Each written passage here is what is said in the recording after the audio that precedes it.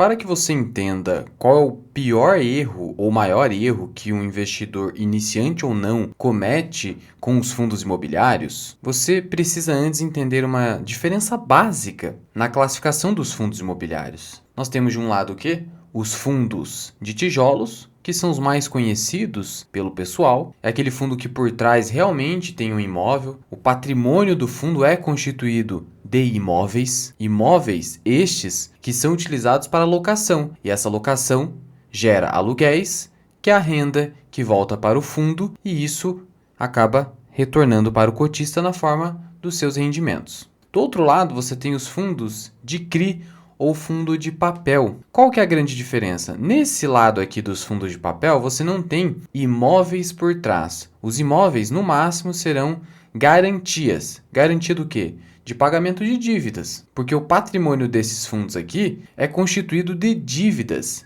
CRIs, certificados de recebíveis imobiliários. Recebível, quando você ver essa palavra recebível, significa dívida.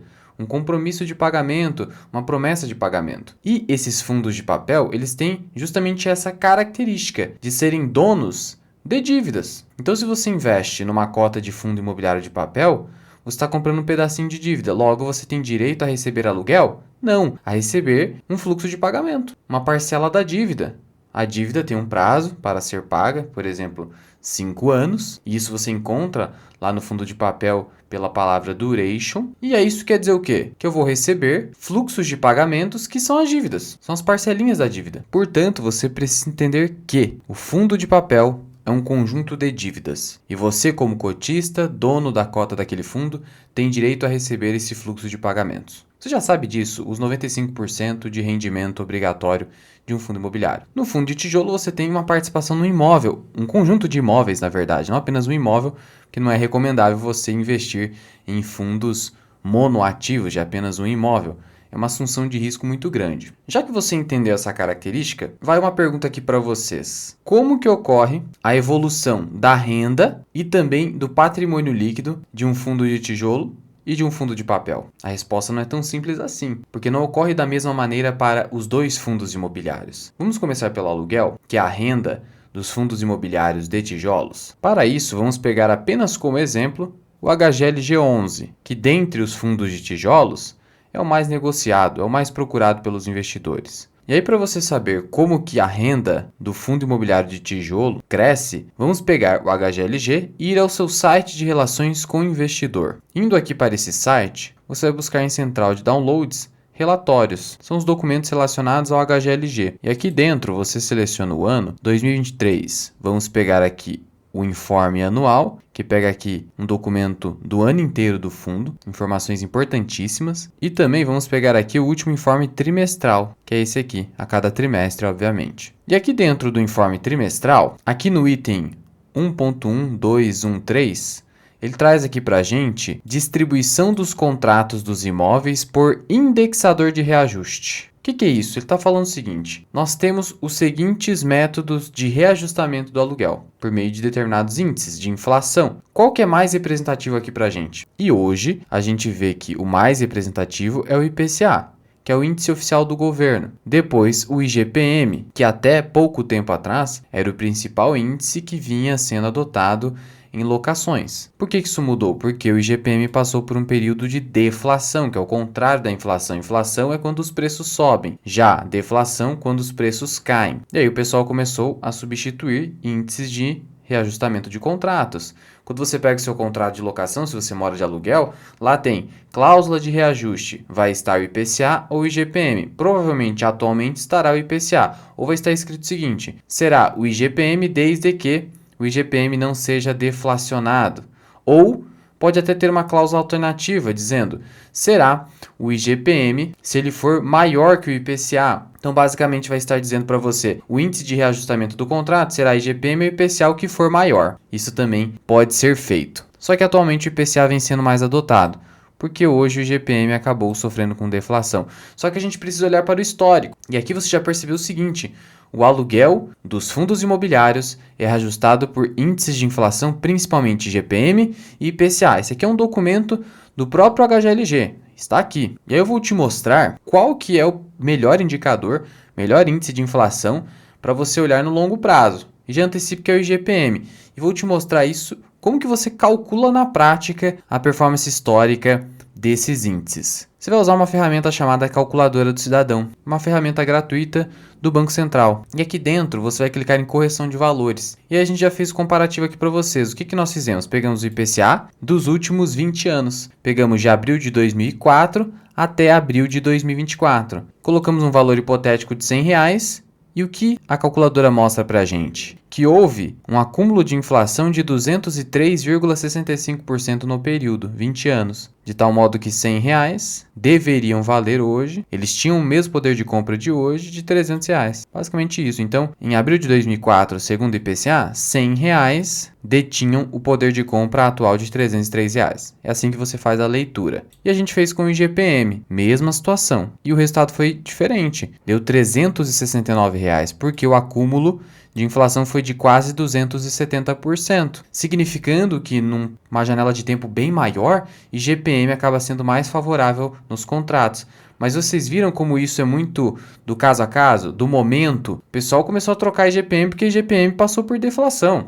Mas, no histórico, o IGPM é melhor. De qualquer forma, deu para entender o seguinte: a renda dos aluguéis é reajustada pela inflação, logo, o seu dividendo ele também é reajustado pela inflação, porque ele decorre de aluguéis. Então, voltando aqui no HGLG, dentro do Investidor 10, se eu puxar aqui a parte do dividendo, tem o dividend yield e o dividendo. É o dividendo que a gente quer.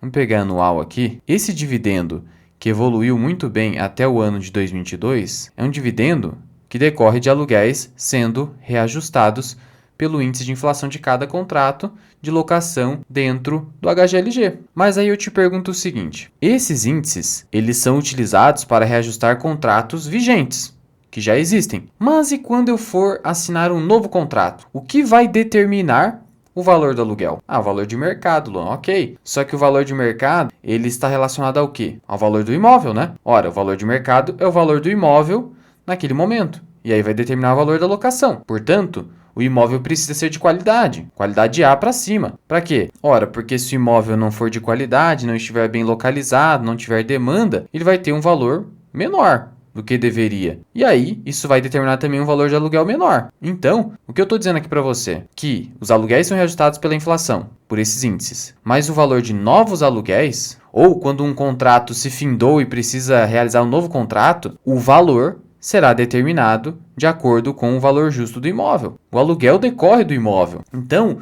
você não concorda que se o imóvel se valorizar, o seu aluguel vai aumentar, principalmente em novos contratos? É importante essa informação porque o valor do imóvel é o valor do patrimônio líquido do fundo. E aí a gente entra aqui em outro documento que é o informe anual do HGLG. Só a título de exemplo. Aqui você tem o quê?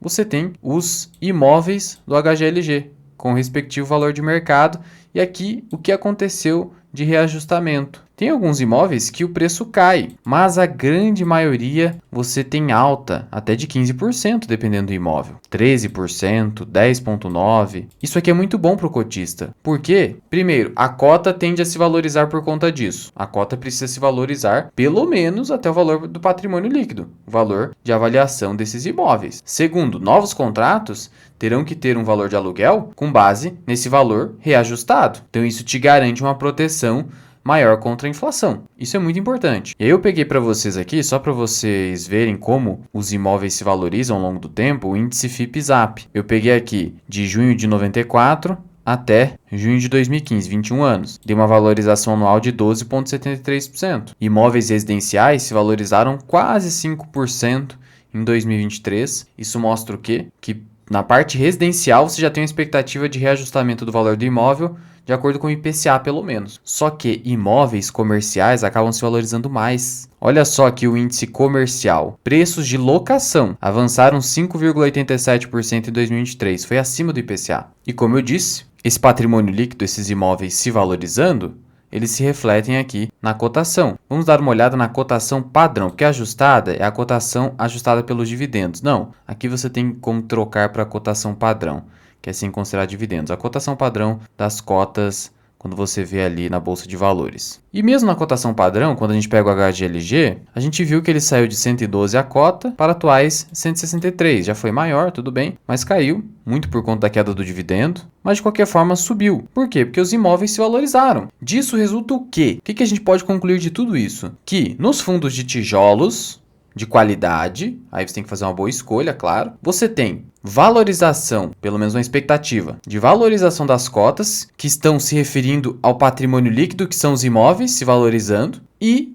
valorização do seu dividendo, porque o dividendo decorre do contrato de locação, e nesse contrato de locação o aluguel é ajustado por índice de inflação. Ou em novos contratos, esse valor do aluguel tem que ser de acordo com o valor do imóvel que também se valorizou. Então você tem proteção à inflação dos dois lados, na valorização da cota e também na valorização do seu dividendo. Isso é muito importante para manter o poder de compra, caso você esteja já numa fase de viver de renda com fundos imobiliários. Por outro lado, temos os fundos de papel. Eu peguei aqui como exemplo o Canip e também o Maxi Renda, os dois mais famosos, mais líquidos aí disponíveis para os investidores. Aqui só para o investidor qualificado, quem tem pelo menos R$1 milhão investidos em ativos financeiros, aqui para todo mundo. E aí vamos nos recordar, fundo de papel, o que ele tem dentro do seu portfólio? Dívida? Tá, ok. Mas como que eu calculo o valor da dívida? Tem alguns métodos. O principal é comparar com a mesma taxa de mercado de um título público, que seria a taxa livre de risco, seria o título mais seguro. Não vou entrar em maiores detalhes técnicos sobre isso, não faz parte do objetivo da nossa aula aqui. O que eu quero te mostrar é o seguinte, a dívida, por exemplo, você vai fazer um financiamento,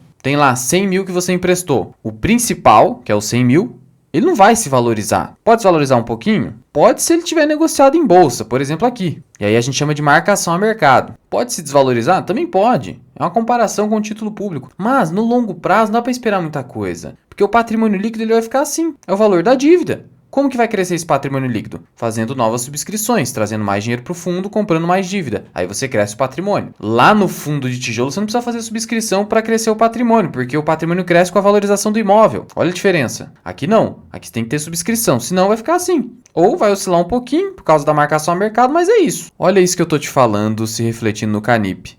Um prazo mais longo, 10 anos. Caiu a cota. Maxi Renda, 10 anos. A cota saiu de quase 9 para atuais 10,37. Valorizou um pouquinho? Valorizou. Só que aí é marcação a mercado, meu amigo. O que aconteceu aqui? O pessoal tá pagando ágio em cima do que realmente vale. Aí é uma questão do mercado tá pagando caro. Então a tendência é isso aqui cair. Já tá caindo, né? Você já tá vendo isso. Já o que aconteceu no Canip? Ele se valorizou, ele subiu. Deu uma subidinha. Por quê? Porque ele estava negociando abaixo do valor patrimonial. Então é uma questão de marcação a mercado. Mas o valor efetivo ali do patrimônio só vai crescer com novas emissões. Ponto. Então, no fundo de papel, você não pode ter expectativa de valorização da cota. Não pode. Por quê? Porque quase todo o retorno que você vai ter nesses fundos vem dos dividendos. Não são dividendos, tecnicamente, são rendimentos. Dividendos são das ações, mas beleza, você entendeu. Vem dos dividendos, então não faça a loucura de achar que você pode ter expectativa de valorização da cota. Só se você pegar uma grande oportunidade de preço, só que o máximo de valorização que você vai ter é o que falta para chegar no valor patrimonial. Então, se tivesse aqui 0,50, poderia se valorizar 50%. Mas só isso, salvo emissões novas. Parou por aí. Em compensação, nesses fundos de papel, geralmente você vai ter um dividend yield maior. Porque de onde que vem o dividend yield do fundo de papel? Do seu fluxo de pagamentos, que são as dívidas. E essa dívida geralmente vai ser o quê? IPCA mais 7%, mais 6%, pode ser IPCA mais 8%. Então você vai ganhar IPCA, que fica ali 5, 6% ultimamente, mais 6, 7. 12. Dá para você ter 12% com certa tranquilidade em fundo de papel. O próprio Maxi Renda ostenta esse dividend yield e vários outros. Eu poderia citar vários aqui. Você sabe que dá para chegar a 12%. Às vezes até 1% ao mês, que seria 12,68% ao ano em fundo de papel. Mas aí entra o detalhe. A cota não vai se valorizar. Você não pode ter essa expectativa. Aqui no Maxi Renda a expectativa é de desvalorização da cota. Tá cara? Acima do patrimônio. E o dividendo, ele se valoriza? Olha, ele pode se valorizar ou se desvalorizar. Como? Eu não falei para vocês que geralmente no fundo de papel você tem IPCA mais 7, IPCA mais 8 ou CDI mais 2, alguma coisa assim? O CDI e o IPCA são parcelas variáveis. Eles variam com o tempo. É um negócio incerto. Então, se eles subirem, o pessoal que está tendo que pagar a dívida para o fundo vai ter que pagar um valor maior. E aí você tem um dividendo crescendo. Mas, se esses índices caírem, o dividendo vai ser menor. Então, é um dividendo mais ou menos que oscila bastante, tá? Já nos fundos de tijolos, eles tendem a não oscilar tanto, porque o reajustamento é para cima. Então, por exemplo, se eu tenho uma dívida que é IPCA mais 5, vamos supor que isso esteja dando 12%, eu vou receber um dividend yield de 12% naquele ano. Mas se o IPCA cair, aí eu vou receber 11, 10. Já no fundo de tijolo, tipo um HGLG, é diferente, porque se eu recebo R$ 100 de aluguel e o IPCA está 5%, e aí eu vou reajustar, vai para 105, ok.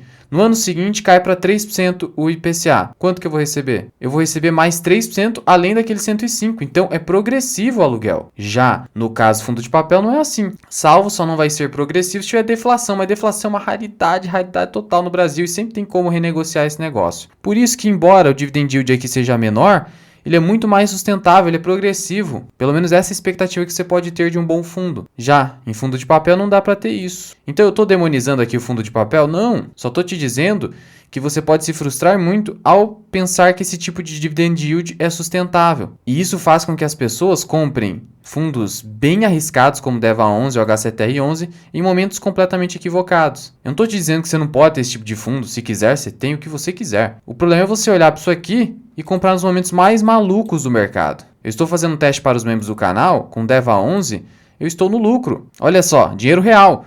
Estou no lucro. Por quê? Porque eu comprei no momento bem mais adequado.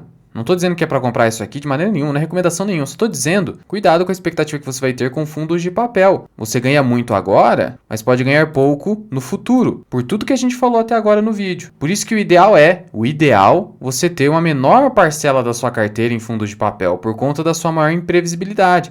Além do fato que você pode ter calote e várias outras coisas. Não posso me estender muito aqui também na aula. Mas é essa a ideia, ter uma menor parcela desses fundos que rendem mais agora, porque quando eles começarem a render menos, pelo menos não vai comprometer toda a tua renda. Se você tem uma carteira mais focada em fundos de tijolos, pensando em longo prazo. Já que os de tijolos, como eu falei, o dividendo tende a ser crescente ao longo do tempo, sem grandes oscilações. E aí, como aqui no fundo de papel, você não tem expectativa de valorização da cota, você tem que reinvestir numa boa parte do dividendo recebido, porque senão isso aqui vai perder da inflação ao longo do tempo.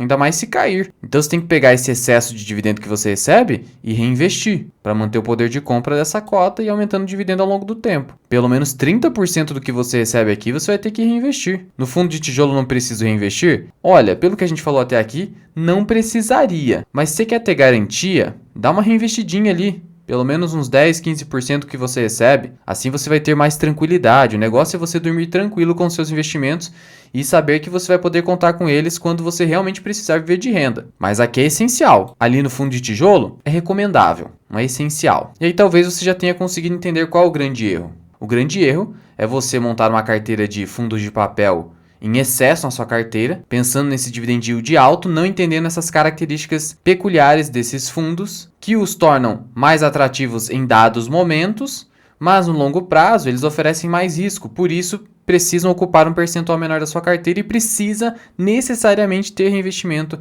de parte dos dividendos. E aqui eu gosto de lembrar como o IFIX está evoluindo. E hoje nós temos mais de 40% do IFIX como fundos de papel, mas cuidado, não necessariamente essa tendência de crescimento vai continuar, a gente não sabe. Pode continuar? Pode, mas você vai copiar isso aqui? Não, é preferível você ter no máximo 30%. Inclusive, esse é o percentual que indica o professor Baroni, eu concordo com ele numa conversa que a gente teve. 30% de fundo de papel na carteira tá bom. Pensando no portfólio como um todo, os outros 70% da sua carteira de fundos imobiliários, tijolos, não sendo ganancioso pensando numa sustentabilidade de aposentadoria no longo prazo. Sendo assim, cuidado com esse erro. Fundo de papel é a menor parte da sua carteira, você pode ter, mas tem que ser a menor parte e precisa reinvestir o dividendo, senão a inflação vai ferrar com o seu poder de compra e lá no futuro, quando você tiver que contar com essa sua carteira, ela vai te deixar na mão. Ainda preciso lembrar a vocês que o prazo para declarar imposto de renda dos investimentos está acabando. Finaliza ao final de maio. E aí, eu indico para vocês, para resolver esse problema, fundos imobiliários aí e toda a parte de bolsa brasileira, você tem o Grana Capital. O aplicativo da Grana é gratuito, mas para você fazer essa declaração pré-preenchida em apenas 5 minutos, você tem o plano Mais Grana. É um aplicativo indicado pela B3, então você tem segurança, você sabe que está um negócio ali que não vai te deixar na mão. Por isso, eu estou utilizando o Grana, indico que você também utilize para que você resolva em 5 minutos a situação do imposto de renda da renda variável. Vou deixar o link do aplicativo da Grana aqui embaixo na descrição e no primeiro comentário fixado. E já comenta aqui embaixo se você concorda com esse erro, se tem algum outro que você acha que é o maior erro do investidor de fundo imobiliário, iniciante ou não. E também deixa aí uma sugestão de vídeo que eventualmente a gente traz aqui no canal. Muito obrigado por ter ficado comigo até aqui. Eu sou o Luan, esse que é o canal Mirai Invest. Até o próximo vídeo. Fui!